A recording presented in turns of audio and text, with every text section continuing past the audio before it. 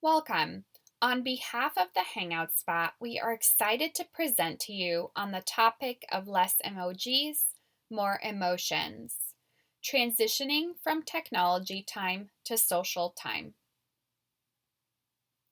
Before we dive in to the rest of the presentation, we want to take a moment and have you reflect on these next two questions.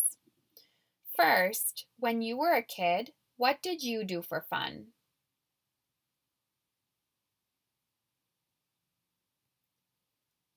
Now, holding on to those answers, ask yourself, what do your kids do for fun?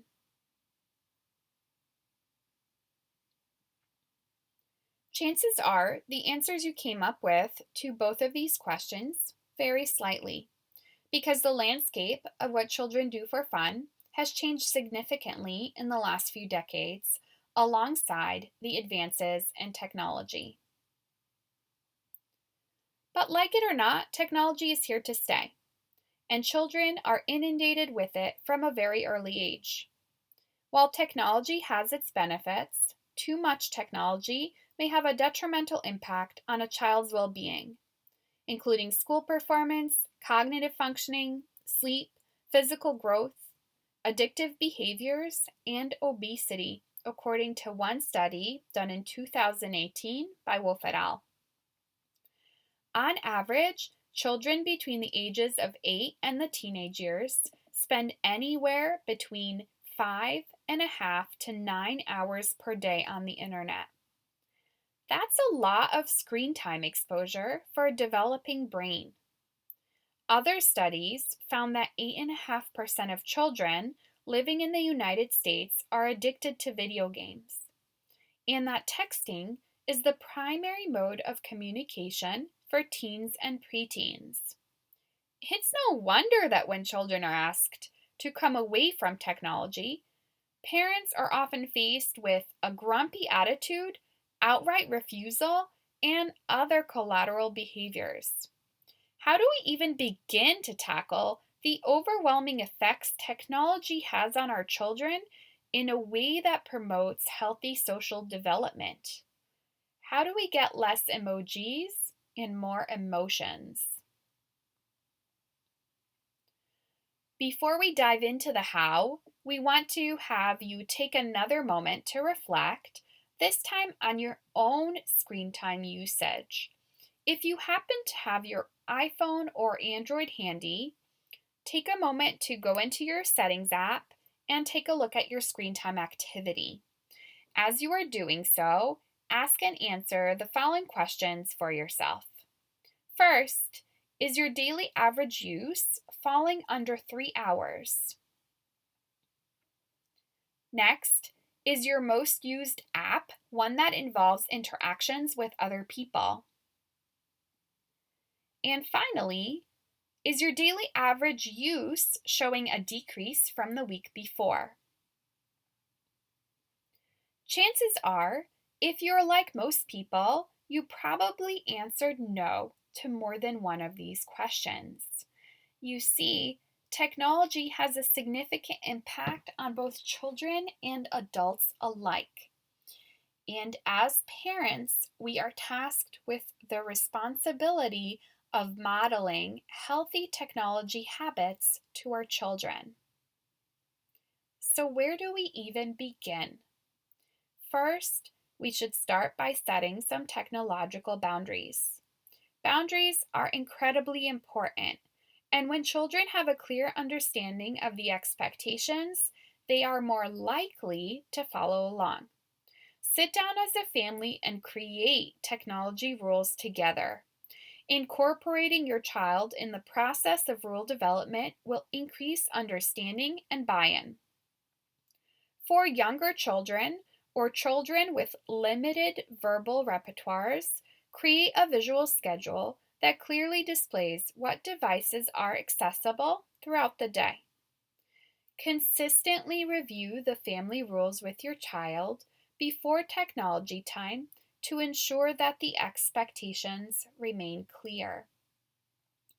You can even check in with your child to gain understanding in how your child is processing these rules by asking questions like, what are we doing first? What's going to happen next? What are you doing after screen time is over? And how do we come away from screen time? Model responsible technology use. This one is arguably the hardest because here we have to walk the walk and not just talk the talk. Children learn by observing other people. The surest way to blur the boundaries is to break the family rules right in front of them. Children are mirror images of those that they spend the most time with, for better or for worse. So if the rule is no technology during dinner time, and you respond to texts or answer calls while eating frequently, rest assured that enforcing the technology rules around the dinner table will likely be more difficult in the future. So, if for some reason you do have to break the family rules in front of your child, for example, to accept a call from the doctor, then state the rationale so your child understands that this is an exception and not the rule. But keep in mind, exceptions should be limited, and it may be helpful to create a list of what the exceptions could be and review that with your child. Pair people with technology. Identify the technology based activities your child finds the most reinforcing. Is your child always playing video games, scrolling through social media on his or her phone, watching videos on YouTube? Figure out what the favorite is and then actively engage with your child in that process. Become player 2. Check out the latest Instagram sensation and get lost in the never ending library of videos the internet has to offer. By sharing in the experience, you can make it more fun, thereby encouraging social technology play over solitary technology play. You will also gain a better understanding of how your child spends his or her time on technology, noticing if there are any etiquette or safety lessons that need to be addressed along the way. Shape social technology use. Say yes to technology use when it is social, active, and play oriented, more so than when it is not. Encourage games with the potential to include multiplayers, like Guitar Hero, Dance Dance Revolution, Wii Fit, and Mario Kart. A quick Google search will yield many more options. Use these opportunities to teach important social skills like turn taking and good sportsmanship. This is also a fantastic way to pair yourself with technology in order to show that people play is just more fun. Quell the technological thirst. Let's be real. There are going to be times when technology use is either socially inappropriate or just not feasible. For example, your family may not welcome cell phone use at the dinner table, TV time may be restricted before bed, and Facebook stalking during class, well, that's just not allowed. If your child struggles with time away from technology, build in screen time prior to periods when access is restricted. For example, allow your child to send that text, finish that show, or make that post before you require them to shut down and move on whenever possible. This will help satisfy your child's technological desire when access is not allowed, thereby making that technology free quality time significantly more social. Beware of boredom. When technology is restricted, Parents often hear their children claim that there's simply nothing to do. Recognize that free time for children who often fill their schedules with technology related compulsions can feel challenging. Be proactive by providing your child with an activity schedule for non technology time. Even more powerful, have your child help brainstorm activities to gain the ultimate buy in. Make a list of alternate leisure activities your child enjoys that he or she can easily engage in whenever the urge to log in strikes. Avoid statements like, find something to do, or you have plenty of toys to play with. Instead, have concrete options ready and be prepared to support your child in structuring a new and improved downtime routine. Use Grandma's Law. Grandma's Law, otherwise known as the Premack Principle, requires a child to first engage in a non preferred task to gain access to something much more exciting. For example, first eat your broccoli and then you can have dessert. Or first do your homework and then you can go and play. Parents and grandmas alike use this rule all the time, but we sometimes forget to apply it to technology use. Set up the expectation that first your child must engage in a social activity in order to gain access to their device. You can try something like, first, let's go for a bike ride and then we can watch Netflix. Or first, let's finish our board game and then we can play Mario Kart. In doing so, you will decrease the likelihood of problem behaviors occurring when requiring your child to engage in a screen-free activity. Use technology to assist with technology. Many apps, a significant number of which are already built into the devices you use, can track and limit technology use. For example, phones, tablets, and computers can monitor screen time and where it is allocated. Features such as guided access and screen time limits can transform the device itself into a digital babysitter. This way, when your child's time is up, the device turns off, removing the burden of adult mediated transitioning. In short, you're no longer the bad guy. Self-monitor as a family. Have you ever received that pesky screen time notification on your iPhone, which provides a detailed report about how your family's devices are used, apps they've opened, and websites they've visited? Instead of swiping away, pay attention to this information and use it to inform technology related decision making in your home. Is your family stuck in a pattern of excess screen time, or does your daily average seem just right?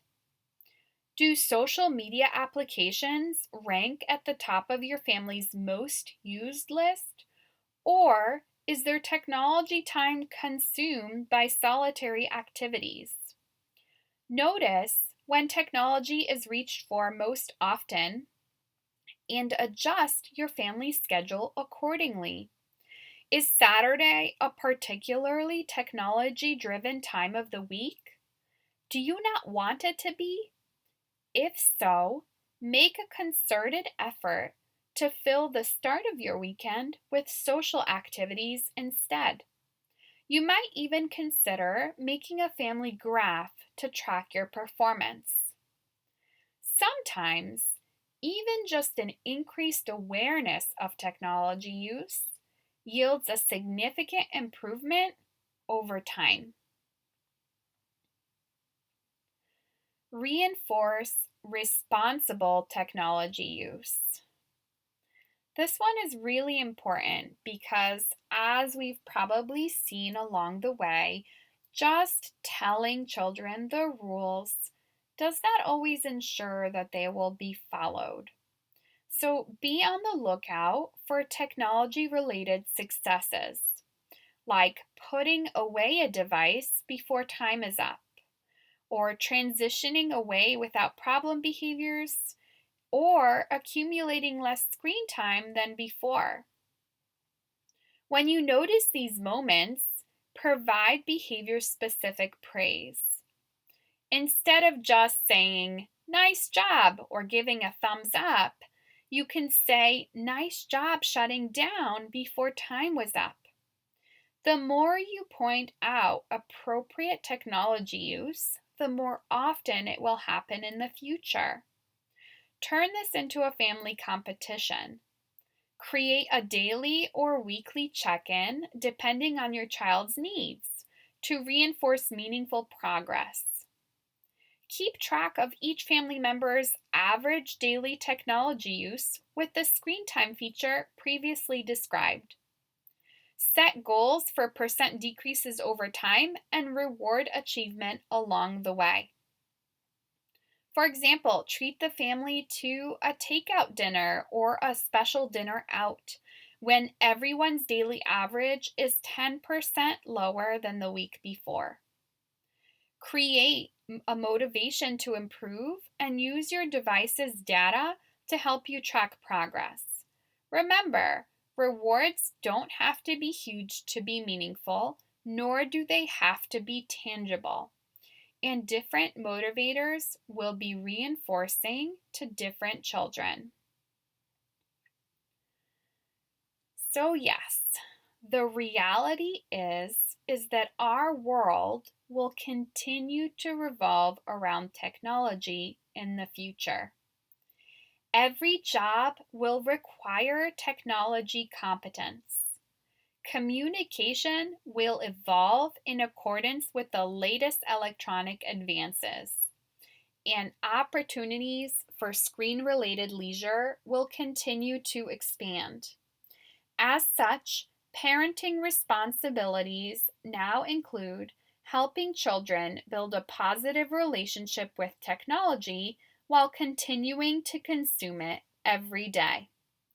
By embracing these healthy habits, parents can help their children avoid digital dangers, capitalize on the benefits technology has to offer, and achieve critical social development, not forgetting to log out and shut down along the way.